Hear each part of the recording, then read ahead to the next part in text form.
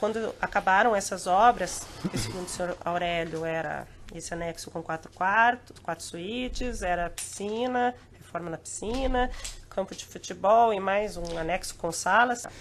O Aurélio disse que desde o primeiro momento que o Frederico entrou lá, ele já falou que ele era funcionário da Odebrecht. O senhor não sabia? Não sabia disso. Nunca soube? Não soube.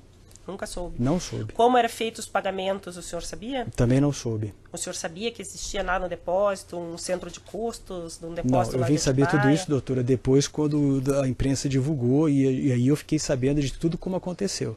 Tá. O que eu tinha de obras... Mas o senhor não foi no sítio nesse período? Fui, várias vezes. E o Eu senhor até não via documentei a obra na última daí vez sendo com... erguida, o campo de futebol, Doutora, o piscina. sítio ele tem um relevo diferente. Essa obra ela foi feita primeiro lá no fundo, atrás da casa. Eu estava numa obra, eu chegava lá, fazia as coisas muito rapidamente, sentava com o Maradona, com o irmão dele, o Edivaldo, o outro irmão, o Tide, e a gente fazia o que tinha que... planejava o que tinha que ser feito.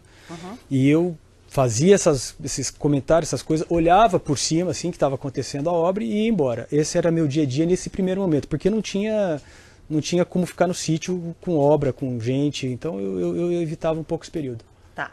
E o senhor disse assim, que eles estavam fazendo para o uso deles. Eles estavam fazendo para o uso deles para depósito ou para o uso frequência ao sítio? Não, lembra que eu falei para a senhora que meu pai, a única solicitação que ele fez é que fosse uma obra híbrida, que a gente pudesse utilizar posterior como depósito. Tanto é que no primeiro momento, quando chegou o acervo, toda a parte de trás do anexo, da metade do anexo para o fundo dele, ficou guardado as coisas que vieram de Brasília. E como que foram sendo tiradas as coisas de lá ou continuaram todas encaixotadas lá? Aí depois, quando a gente foi frequentando o sítio, você vai arrumando a casa, que nem uma faxina. Você vai, tira tudo, depois põe tudo. Quando acabaram essas obras, que segundo o senhor Aurélio era esse anexo com 4 quartos, 4 suítes, era piscina, reforma na piscina, campo de futebol e mais um anexo com salas, segundo o Aurélio era isso. O campo de futebol, na verdade, já existia. Tinha um campo de futebol que o antigo proprietário começou a fazer. Ele estava quase finalizando o campo de futebol e ele recebeu uma denúncia do vizinho, que não podia construir, por isso e é na área do Jonas. Então, e que ali que ele não podia construir, ele parou. Ou seja, 70% do campo ele já existia, entendeu? Então não foi nada que, vamos fazer um campo aqui que não tem nada. Não foi isso. Foi isso que aconteceu. Tá, mas eram essas 4 coisas que foram feitas por essa segunda equipe. Foi a piscina, foi a sauna, foi o anexo. Do lado do anexo, os quartos que também foram utilizados, que falaram que é uma adega, mas é um quarto que chegaram os vinhos e foi colocado lá.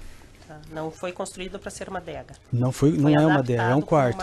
É um quarto de empregadas. São 3 quartos de empregadas, assim, que são quartos bons de empregado. E um deles foi totalmente colocado vinho. Tanto é que depois disso, o Maradona e o Aurélio, que eles que fizeram as prateleiras de madeira para deixar os vinhos deitados. Que não foi uma adega de cinema, não, nada disso. Foi um quarto adaptado que eles colocaram o vinho. E chegaram esses vinhos para lá. E teve o quarto também na entrada do sítio, em frente à casa do caseiro do Maradona. Tá? O senhor tem alguma noção de quanto custaria essas obras? Não, doutora. Segundo a denúncia, 700 mil, essa segunda parte. Que não se chegue a isso, que se chegue a metade disso. O senhor não conseguiu vislumbrar que era um investimento muito grande sem estar registrado na sua propriedade? Doutora, falei, é minha tia, é minha mãe, era meu tio, meu pai, são pessoas que a gente estava num momento da vida que a gente estava todos ali empolgados com uma compra. Sabe, a gente estava numa fase tão... Mas o senhor já comprou propriedades antes? Sim. O senhor, no sítio que o senhor tem lá em Manduri, o senhor já construiu ou não? Muito pouco, comprei pronto. Tá, o senhor sabia que teria que averbar na matrícula as benfeitorias? Sim, senhora. E como que o senhor pretendia fazer essa averbação, comprovar que o senhor tinha lastro para fazer essas benfeitorias? O senhor entende que a Receita fiscaliza a declaração de renda, que você tem que averbar na matrícula, benfeitorias, que o valor poderia ser um pouco acima do que o senhor poderia Senhor Fernando Bettar, o senhor sabe do que está sendo acusado nesse processo, né? Quais são os fatos que são imputados ao senhor. Por dever legal, eu tenho que avisar que o senhor tem o direito de ficar em silêncio, né? E que se o senhor preferir assim agir, isso não é usado em prejuízo da sua defesa. Ao mesmo tempo, a chance de explicar esses fatos aqui em juízo. O senhor acho que foi ouvido pelo menos 2 vezes já sobre esses fatos, né? Sim, senhora. Então, o senhor quer falar? Quer ficar em silêncio? Não, vou falar. Tá. Inicialmente, o senhor é relatado que o senhor é uma pessoa do convívio próximo do ex-presidente Lula e da dona Marisa, Perfeito. certo? Certo. Desde a infância, como que era a convivência? A gente conviveu a vida inteira, né? A partir da década de 70, o meu pai, ele, junto nos movimentos sindicais, junto com o presidente Lula, acabou se adquirindo uma relação única entre as famílias e a gente passou a conviver muito junto. Natal, Réveillon, festas, férias, alguns eventos em chácaras e sítios, então esse era um hábito muito comum entre a gente. E eu tinha uma relação muito próxima deles, né? A dona Marisa, eu chamava de tia, a gente tinha uma relação, em momentos muito difíceis da nossa vida, eles estiveram presentes. Por exemplo, quando eu fiz 18 anos, meus pais se separaram, foi um momento duro pra gente, adolescente, né, encarar esses momentos e os dois estiveram com a gente, acolheram. Meu irmão foi até morar com eles na casa deles em São Bernardo do Campo. Tá, isso foi antes da presidência, durante a presidência e após a presidência? A vida inteira, doutora. Como que vocês chegaram à compra desse sítio que é objeto dessa denúncia? Então, doutora, vou voltar um pouco à história, porque o meu pai, ele foi diagnosticado com Parkinson, né? E ele estava muito debilitado. Eu não sabia, desculpa eu estar um pouco nervoso, mas a primeira... Se quiser, tem água ali. Tá ok, obrigado. O primeiro sintoma do Parkinson é a depressão. Ele já tinha um estado depressivo forte. Isso? Eu acho que foi em 2005, 2006, o diagnóstico do Parkinson. Aí meu pai começou a ficar muito mal. O presidente Lula e a tia Marisa ficaram sensibilizados e foram buscar meu pai, acolheram meu pai para ficar com eles em Brasília.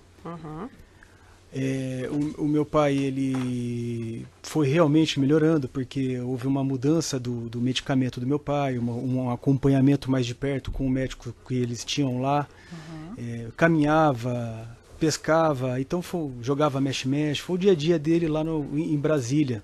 Meu pai chegou a ficar uma época com eles lá, uns 4 meses seguidos. Então eles cuidaram muito dele.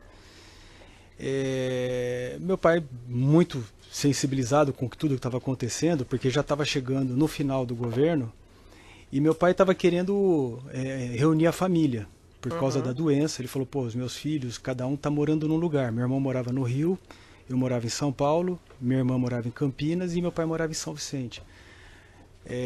Temos uma propriedade em outro lugar, mas é muito distante, fica a 300 quilômetros da capital.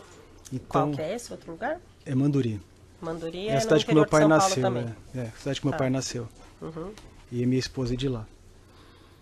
E aí meu pai começou com um amigo dele, um cara de Campinas chamado Nelson Caires, e começou uma procura de um sítio. Ele queria reunir, queria estar com a família, queria voltar àqueles momentos que a gente sempre teve junto, inclusive em Brasília a gente estava junto.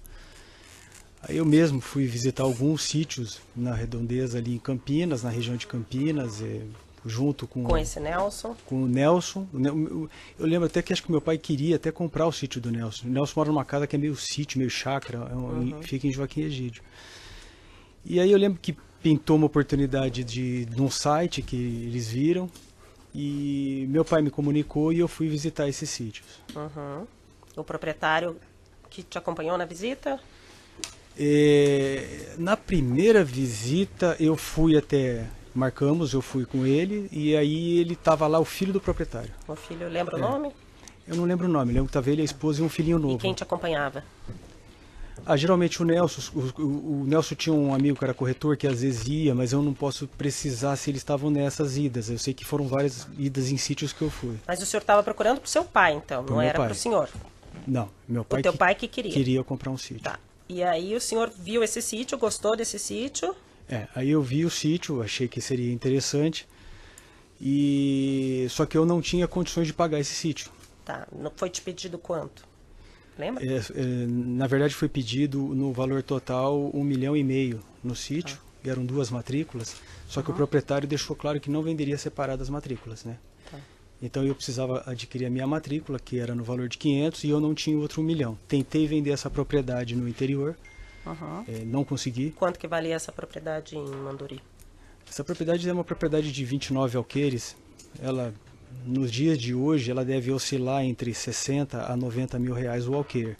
Tá. Vezes 30, então. Tá. Então a gente tentou fazer essa venda para a gente fazer a compra. Passou o período que eu tinha combinado, porque aí... Chegou a anunciar esse sítio de Manduri, alguma coisa? A cidade é muito pequena, nós anunciamos para as pessoas locais lá, né? Tem corretores, tem... É pequena, não tem nem imobiliária. Não tem anúncio em jornal, em site, nem nada. Não tem como lá. Tem e lá em Manduri é um sítio que todo mundo ia também, tinha casa, que a família ficava junto ou não? Lá somente ia a minha família, né? Lá em Manduri. Sua família, senhor, sua esposa e filhos? Minha esposa é de lá. A minha irmã usava bastante. E estava no seu nome?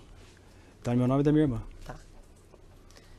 Aí o senhor foi, visitou e o senhor não tinha dinheiro para comprar as 2 matrículas, né? Isso. Eram 2 matrículas e tinha já separado o proprietário, já disse quanto que era cada uma? Ou os senhores que chegaram lá... Não, ele predeterminou esses valores, mas ele falou que só vende se fosse as 2, não teria jeito. Ele dividiu os valores de cada matrícula, mas venderia só junto. Mas aonde tinha benfeitorias é na matrícula de valor menor e a outra que não... Que é a maior área, é de valor maior. Tá. Aí eu passou o período que eu não consegui vender. O Jonas Suassuna, que foi o que comprou a outra matrícula, ele se sensibilizou muito com meu pai, porque ele acompanhava meu pai de perto, ele viu todo esse processo do meu pai. Era uma pessoa próxima da família também. Ele, empresarialmente, muito amigo nosso, virou muito amigo nosso. Ele é um empresário recente e nos últimos anos ele conviveu muito com a gente, muito perto do meu pai, inclusive. Ele até alegava que ele tinha perdido o pai dele cedo e a figura do meu pai representava para ele isso, então ele sempre quis estar perto. Comunicamos ele dessa coisa que nós não tínhamos dinheiro e ele falou, não, deixa que eu compro essa matrícula e ajudo vocês a comprarem. Tá, mas ele não tinha objetivo nenhum com aquela propriedade. Ele não, só no comprou para primeiro ajudar momento vocês. ele comprou para ajudar. E ele tinha ele é um empresário dinheiro. Que tem bastante dinheiro, ele foi o empresário que fez a Bíblia com Cid Moreira, então ele tinha se capitalizado empresarialmente, coisa que a gente já não tinha condições de fazer. Então ele deu 1 milhão para comprar um terreno só para ajudar vocês e futuramente não tinha planos nenhum para aquele terreno? No primeiro momento não. Posterior, quando ele esteve presente lá, ele começou a adquirir um certo gosto porque ele estava querendo sair do Rio. Ele estava incomodado com o Rio estava incomodando muito. Ele visitava o sítio? Ele visitava o sítio, não muito, mas ele acaba visitando o sítio sim. E aí ele até cogitou, mas não fez nada? Não chegou a fazer nada. Aonde entra o senhor Roberto Teixeira nessa negociação? O Dr. Roberto, conhecido também da família, desde a época desses movimentos sindicais, era o advogado já daquele momento. E como eu estava em São Paulo, meu pai me escolheu para ser a pessoa que fosse representar nisso na família, ele pediu, olha, se oriente com o Roberto, que é meu amigo, eu confio nele. Então a gente precisava do Roberto como advogado para validar os contratos, porque a gente não tinha conhecimento de corretor, então a gente tinha que ter um cuidado maior. Tá, então os senhores pediram ajuda jurídica para o senhor Roberto Teixeira. E quem pediu foi o senhor? Fui eu, até porque meu pai tinha falado com eles, falou, vai procurar o Roberto vai ajudar. Então eu fui procurar o Roberto. Tá. Os senhores chegaram a fazer algum contrato de prestação de serviço advocatício? Não fizemos um contrato. Foi tudo informal? Foi meio informal, sim. O senhor pagou algum honorário para o senhor Roberto Teixeira? Não lembro de ter pago. Não? Foi por amizade? Eu não lembro, mas pode ser que meu pai tenha pago. Eu não paguei. Tá. O que ele fez? Olhou matrícula, olhou certidões? Ele olhou matrícula e teve um momento importante aí, porque o Roberto, além de tudo, ele tem uma propriedade naquela região ali, lá em Bragança Paulista.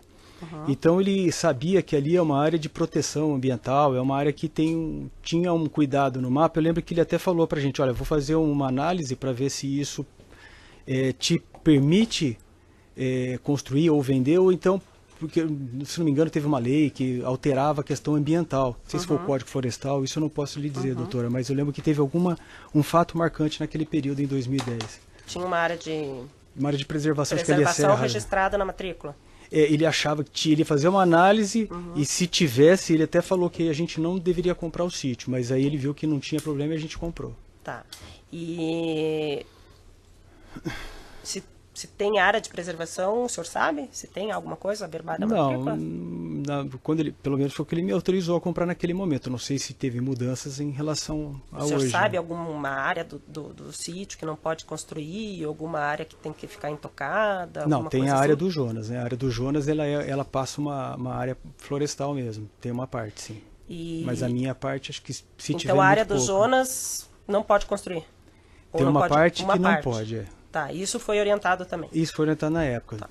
E lá não Desculpa, tinha nenhuma doutora, benfeitoria também? se eu não lembrar muito, mas foi... Tá. Aí, lembra quando que foi feita a escritura, quando que foi pago o sinal, como é que foi pago?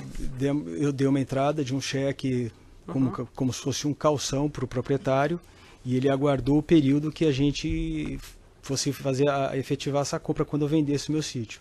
Como não aconteceu, o Jonas entrou. Isso tudo foi no final do ano de 2010. Quanto tempo levou essa negociação da primeiro sinal até o final do pagamento? Eu acho que, se a senhora falar visita, negociação, foi tudo no ano de 2010. Tá. Foi, acho que a primeira entrada até o segundo pagamento foi tipo final do primeiro semestre e até outubro, novembro. E quanto tempo que o senhor tentou vender o seu sítio? Estou tentando até hoje. É que é difícil vender sítio. Tá. E o Jonas sabia disso quando ele aplicou $1 milhão num sítio que é difícil vender sítio? Sabia. Tá. O Roberto Teixeira tinha procuração dos senhores? Ou não, o Roberto era um amigo da família e a gente tinha total confiança. E foi o único serviço jurídico que ele prestou ou ele prestou outros serviços? Para mim não, ele tinha serviço jurídico com a nossa empresa, né? Mas assim, para mim diretamente, ele talvez uma serviço coisa... Serviço jurídico com a empresa, ações judiciais, serviço de consultoria, o que é? Não, acho que é uma consultoria que nós temos com ele na nossa empresa e até hoje ela perdura. Tá. E é um pagamento mensal? Mensal, de um advogado que nos protege em problemas que nós sempre tivemos e muitos. Tem um contrato de prestação de serviço tem tudo isso, com o escritório do senhor Roberto Teixeira? Sim, senhora. Tá. De consultoria e pagamento mensal.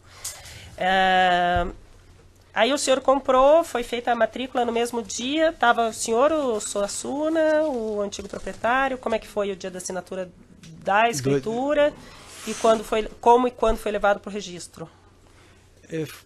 Doutora, foi acho que no escritório do Dr. Roberto que a gente fez tudo isso, estava o Jonas, eu estava o proprietário e a esposa dele, que estava nesse dia, que a gente assinou esse contrato. Eu lembro até que...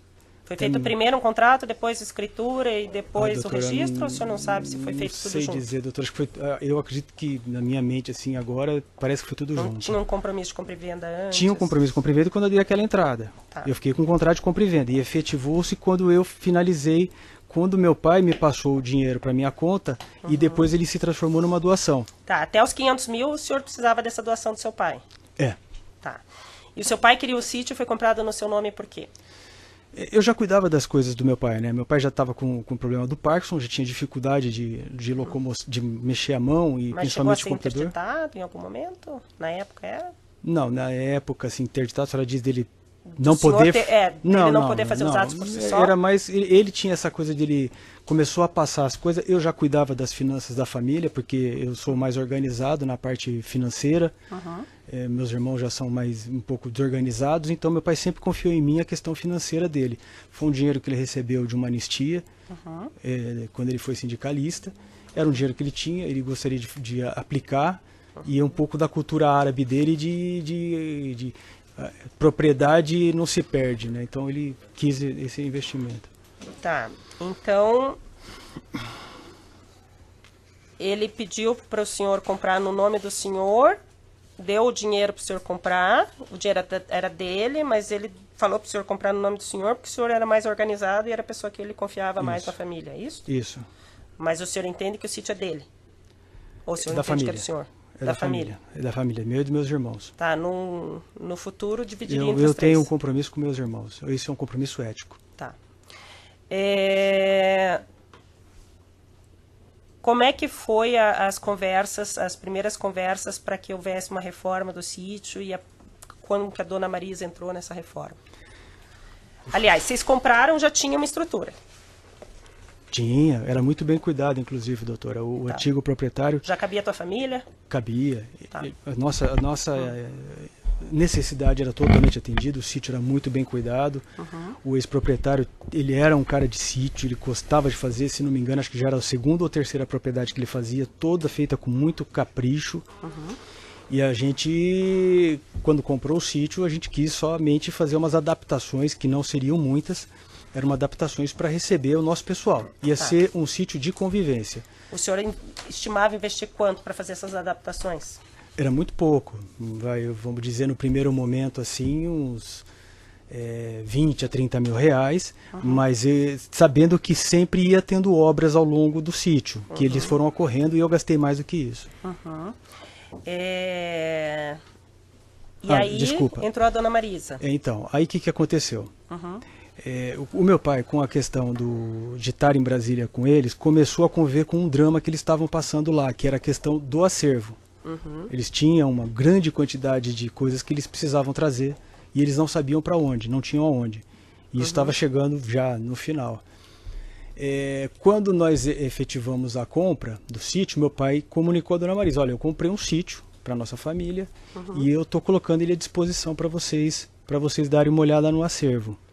Eu fui lá fazer as obras quando eu comprei, mas foram as pequenas obras, era obra de acessibilidade. Eu fiz alguns pisos, calçamentos, iluminação, troca de fios, toda aquela coisa de manutenção, porque o proprietário já estava aquele ano inteiro sem dar aquela manutenção. Então ele já não fez muita coisa. Tá, e esse foi os 20 mil que o senhor achou que ia 20 gastar? a 30 mil, doutora. Eu posso depois até com os advogados mostrar para a senhora, mas é o número que me vem à cabeça. Isso no final de 2010? 2010. Tá. Aí, o que aconteceu? Quando meu pai comunicou, a tia Marisa falou: ó, Marisa, estamos com um sítio, fique à disposição, vão ver, veja o que vocês acham. Ela foi ao sítio quando eu comprei, depois que eu comprei, para ela ver o sítio. Quem acompanhou, você sabe? Olha, nesse dia... voltando um pouco, até para falar sobre a questão dessa obra. Eles ficavam muito em Brasília jogando. Meu pai, ela, inclusive o Bunlai, ficavam lá em Brasília. E meu pai falou: olha, a tia Marisa está indo para São Paulo, ela vai ver o sítio e ela vai dar uma olhada para ver se cabe os pertences dela. E inclusive o senhor Bunlai vai também para conhecer, porque ele é um engenheiro e ele tem condições de dimensionar. Falei, beleza, tal.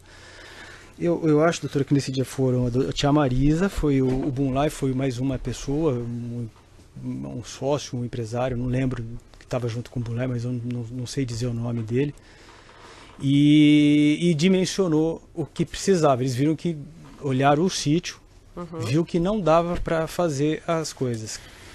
O que aconteceu? Saímos desse dia daí, saiu eu, a tia Marisa, e fomos lá para casa do meu pai em São Vicente, na sequência. E ela saiu dessa visita? E fomos lá para São Vicente. Fomos lá para casa do meu pai e falou: olha, não vai dar e vamos ter que fazer uma obra, um projeto. Isso, a interlocução sempre muito meu pai e ela, porque ele estava muito junto. Já era final do ano, final de governo. Eu, além dessa compra do sítio, eu estava no final do ano de empresa, então era muito corrida a minha vida também. Então eu ficava num cuidar de muitas coisas. Deixa eu tomar uma aguinha, doutora.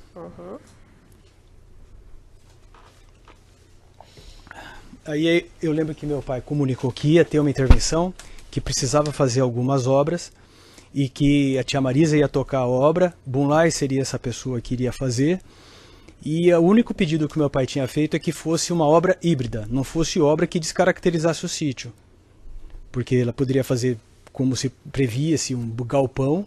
Eles planejaram um galpão. Eu falei, pô, um galpão no sítio tem nada a ver, um galpão. Você tem que fazer coisas que possa ser útil no dia seguinte.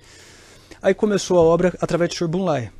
Bunlai que começou a obra. Eu tinha uma relação boa com o Bunlai, por causa que a gente convivia lá em Brasília com ele, conhecia ele, tinha confiança para ele fazer esse projeto.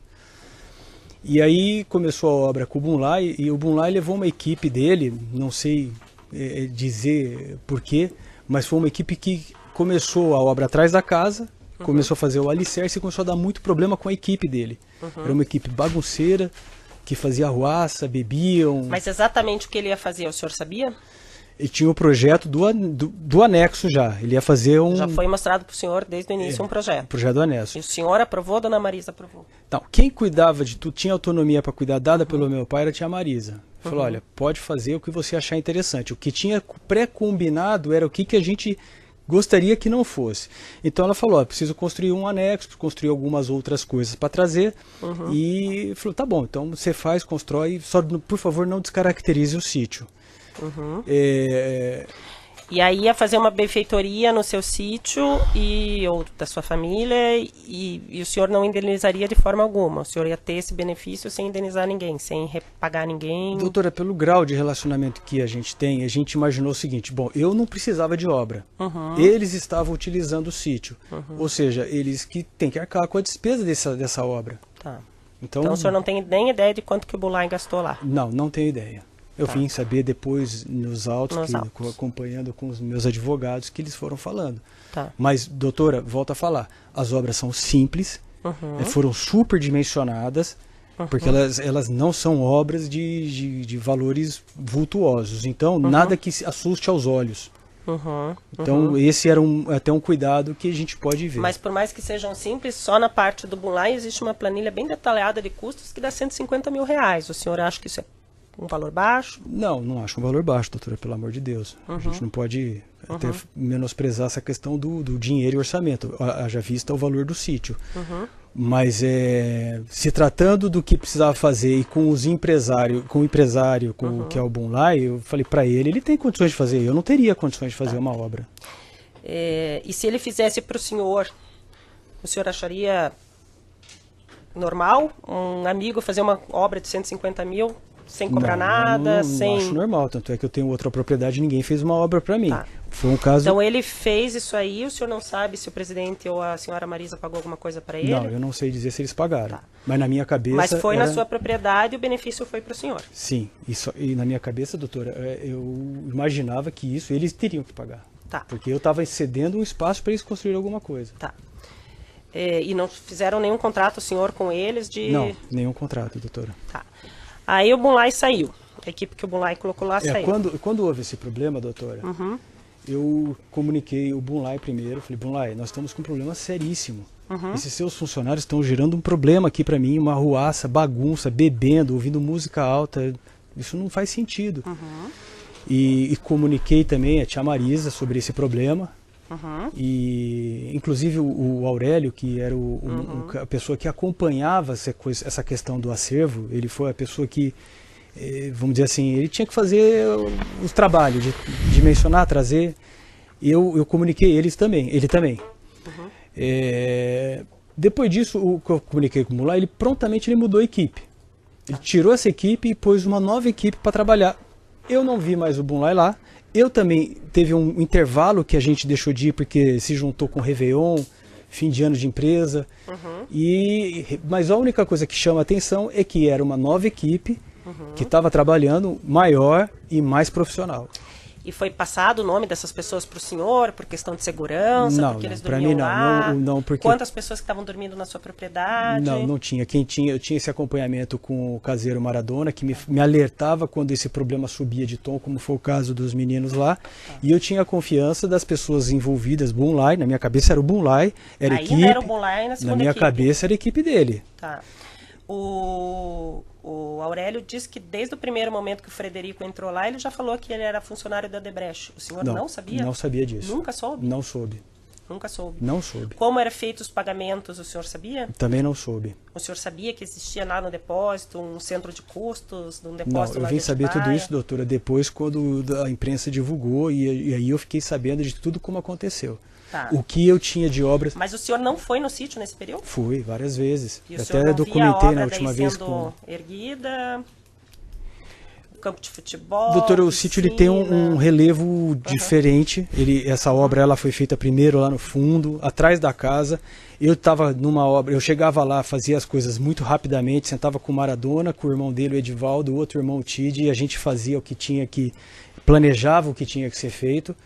E eu fazia esses comentários, essas coisas, olhava por cima, assim, que estava acontecendo a obra e ia embora. Esse era meu dia a dia nesse primeiro momento, porque não tinha não tinha como ficar no sítio com obra, com gente, então eu evitava um pouco esse período. Tá.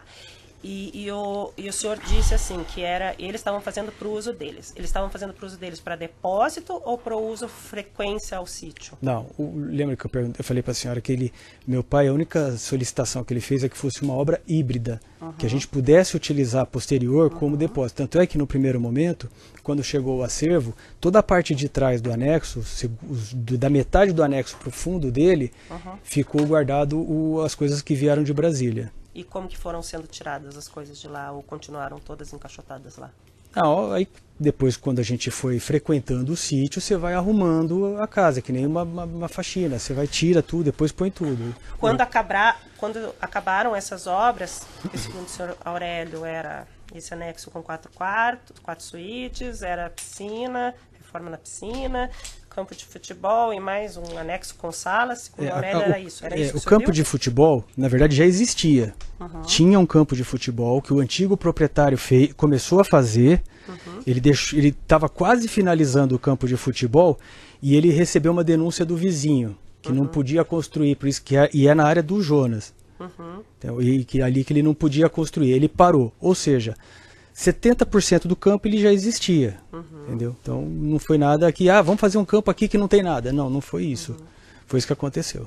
Tá, mas eram essas 4 coisas que foram feitas por essa segunda equipe. Foi a piscina, foi a sauna, foi o anexo.